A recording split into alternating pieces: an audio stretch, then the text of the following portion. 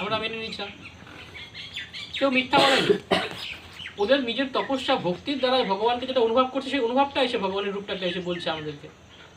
মিথ্যা তো বলেনি, কিন্তু সত্যিও তো বলেনি। যদি সত্যি বলে থাকতো তাহলে তো এতগুলো তো ভগবানের মত হতো না। ভগবান তো একজন না, এতগুলো তো ভগবানের মত তো হতো না। আজকে ওই একজনটা কে তাকে চিনবো? ধরেন আমি আপনাদের পরিচয় আপনাদের বাড়ির লোকের কাছে গিয়ে সবার কাছে চাইলাম যে আপনি ব্যক্তি হিসাবে কেমন সেটা জানার জন্য আমি আপনার বাড়ির লোকের সবার কাছে গিয়ে আপনার পরিচয় চাইলাম। তো সবাই আমাকে আপনাদের পরিচয় একরকম দিবে? সবাই কিন্তু একরকম দিবে না। আপনাকে যে যেরকম ভাবে জানছে সেভাবে আমাকে পরিচয়টা দিবে। আমি চাচ্ছি হচ্ছে আপনার সত্যিকারের পরিচয় জানতে, যে আপনি ব্যক্তি হিসাবে কেমন সেই পরিচয়টা আমি জানতে চাচ্ছি। ওইটা কে দিতে পারবে পরিচয়টা আমাকে? ওই পরিচয়টা আমি কার কাছে পাবো? কে দিতে পারবে সেটা? যে জানে হ্যাঁ, সেই পরিচয়টা কে দিতে পারবে? আপনাকে কে চিনবে ভালো মতো? নিজের, হ্যাঁ, সে নিজেকে ভালো মতো চিনে। সে নিজে ভালো মতো চিনে। ও নিজে যখন আমাকে পরিচয়টা দিবে তখনই ওটা সত্যিকারের পরিচয় হবে। বাইরে থেকে তো ওরা বাইরের রূপটাকে দেখতেছে, বাইরে থেকে জানতেছে যে আমি কেমন, কিন্তু আমি নিজে জানি যে আমি ব্যক্তি হিসাবে কেমন। আমার মন জানে আমার মনটা আমি কেমন, সেটা আমি নিজে জানি। ধরেন আমার নাম আপনারা আগে শুনছেন যে একটা রায়গঞ্জ থেকে আসবে ভাই কোর্স করাতে, কিন্তু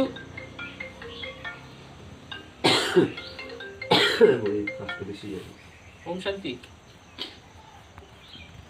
হ্যাঁ বলেন দিদি। শশী তোর সঙ্গে দেখা করলাম, ওই আসবে। হ্যাঁ কিন্তু কই যদি ওই আসবে তোমার সঙ্গে চলে যায় খবর লোক খেয়াল করা দিব ফোন মানে আর কি কেটে তো জায়গা করা দিব সকলে না কইল এই এই হ্যাঁ যা ভাইবা বলে যাওয়া দরকার। আচ্ছা ঠিক আছে, দেখবো। ঠিক আছে।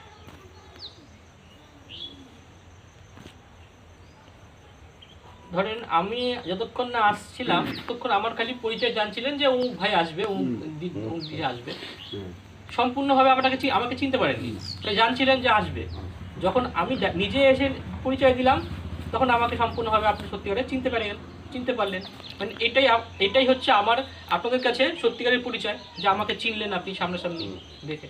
সেরকমই আজকে যে ভগবানের পরিচয়টা পাবেন না, ওটা ভগবান নিজে এখন আসছেন, উনি এখন এসে নিজের পরিচয় দিচ্ছেন, মানে সামনাসামনি। এতদিন তো আমরা ও বললো যেটা বিশ্বাস করে মানলাম, কিন্তু আজকে তা না। আজকে কোনো মাধ্যমের না, ভগবান নিজে এসে নিজের পরিচয় দিচ্ছে, তবেই আমি তাকে সত্যিকারে চিনতে পারতেছি। একদম সত্য পরিচয়, তাকে সত্যভাবে জানতে পারবো যে কে সে, তার নাম কি, সে কেমন দেখতে, সম্পূর্ণ সত্য হবে। এখন সেই সময় চলছে, ভগবানের সৃষ্টিতে চলে আসছেন। ঠিক আছে? তো আচ্ছা, ভগবান কাকে বলে? কে ভগবান? বসেন।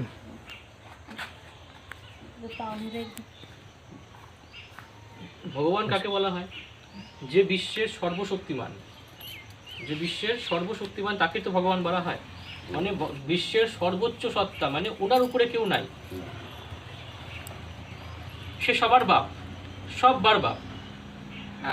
আপনার বাপ, আমার বাপ, একজন গরিব ব্যক্তি যে লেবার আছে তারও বাপ, যে প্রধানমন্ত্রী রাষ্ট্রপতি যে আছে তারও সে বাপ। যে যতই উঁচু পদে থাকুক না কেন বসে, সেও কিন্তু তার সামনে গিয়ে তাকেও মাথা নত করতে লাগবে। ভগবানের কাছে সবাইকে মাথা নত করতে হবেই, যে যতই উঁচু পজিশনে উঁচু পদে বসে থাকুক না কেন। ধরেন একটা সামান্য পদ পেতে গেলেও কিন্তু যোগ্যতা লাগে না, বিনা যোগ্যতাতে কেউ কোনো পদ পাবে না।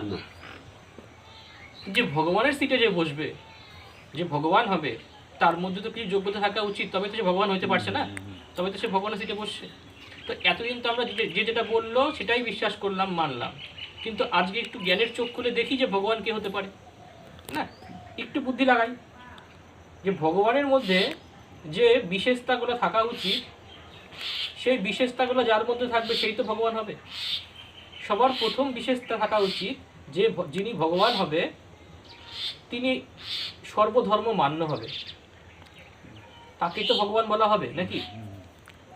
সর্বধর্ম মানে মানে মানে জিনাকে সব ধর্মের আত্মারাই ভগবান বলে মানবে, সেই তো ভগবান হবে নাকি?